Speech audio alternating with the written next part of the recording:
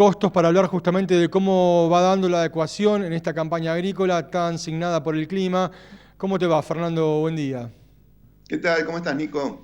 Bueno, muy bien. ¿Qué pasa con el trigo? ¿Cómo viene el resultado productivo y económico de la campaña triguera? Llovió en estos días, fue dispar la lluvia, no llegó a todas las zonas ni en igual magnitud, pero bueno, eso indudablemente trae cierto alivio. ¿Cómo ves el resultado económico y productivo del trigo, Fernando?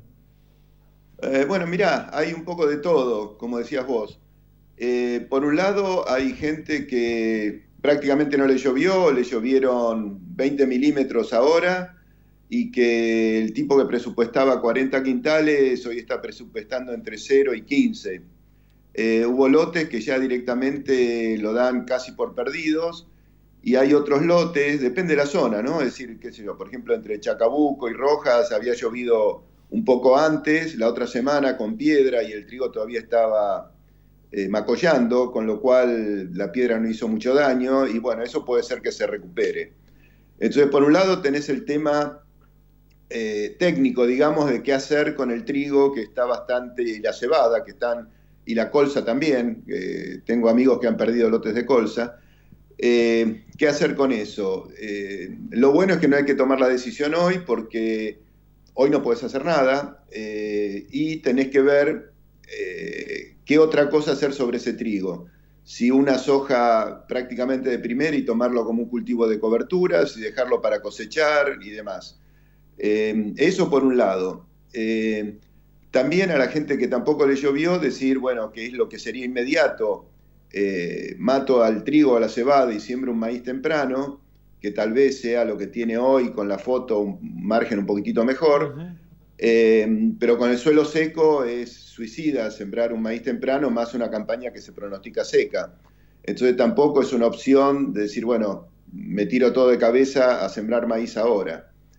Es decir, que bueno, cada situación es distinta y no es fácil tomar la decisión, pero como te decía, tampoco la tenés que tomar hoy. Uno puede esperar por lo menos hasta fin de septiembre, principio de octubre, para decidir, bueno, si va a sembrar una soja a fines de octubre, eh, matar el cultivo ahí directamente, o sea, tomarlo como un cultivo de cobertura o de servicio, como se dice ahora, y sembrar una soja temprana.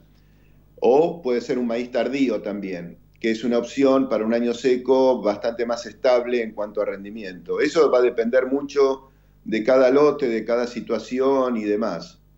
Bien, en el caso del trigo, pérdidas significativas, sobre todo en el norte y en el centro del país, ¿no?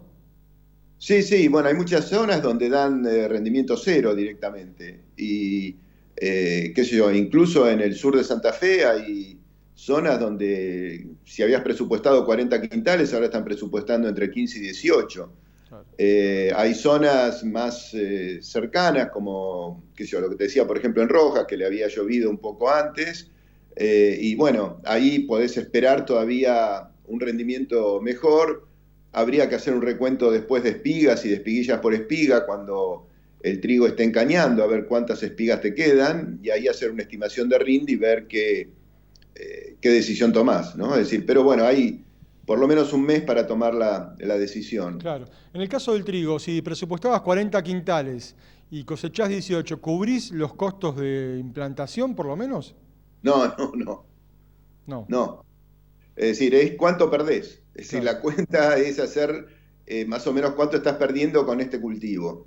Además, el otro problema es financiero para mucha gente. Hay muchos arrendamientos que se pagan un porcentaje al entrar, un porcentaje con el trigo en diciembre, y después el resto a cosecha de la gruesa, en mayo, ponele.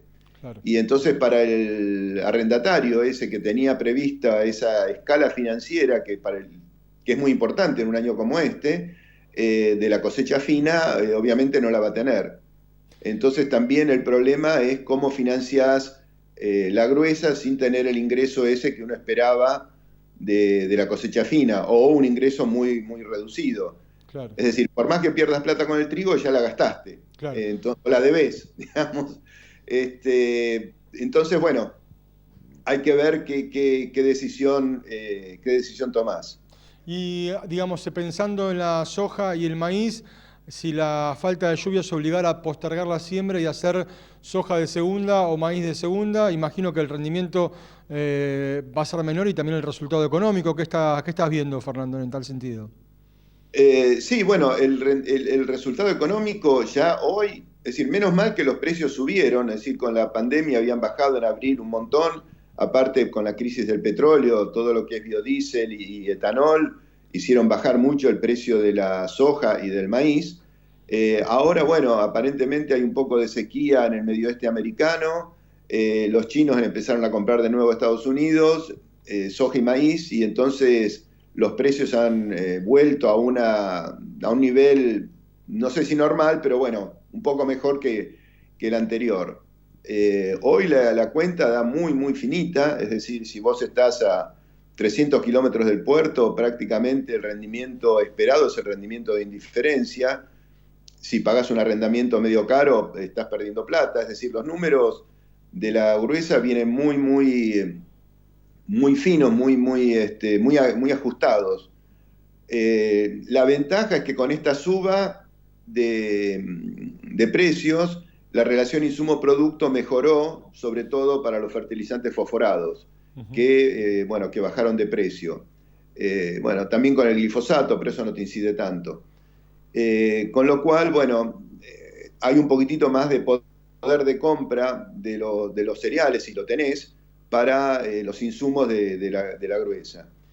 Y aparentemente ahora con el canje de la deuda se aliviaría un poco la estrechez de dólares, que era un problema serio, que no pudieras comprar los insumos al dólar oficial.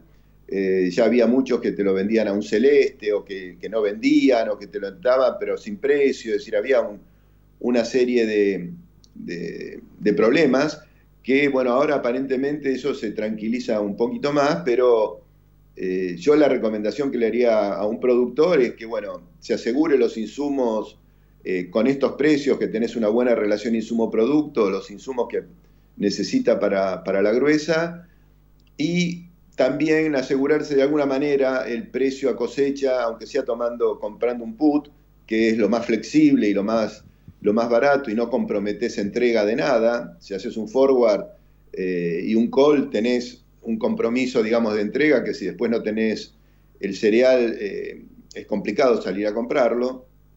Pero, bueno, hay que hacer un planteo bastante defensivo. Bueno, Fernando, gracias por la comunicación, como siempre, y por todos los datos brindados. Te mandamos un saludo, que tengas un buen día. Gracias, un buen día para todos. Gracias.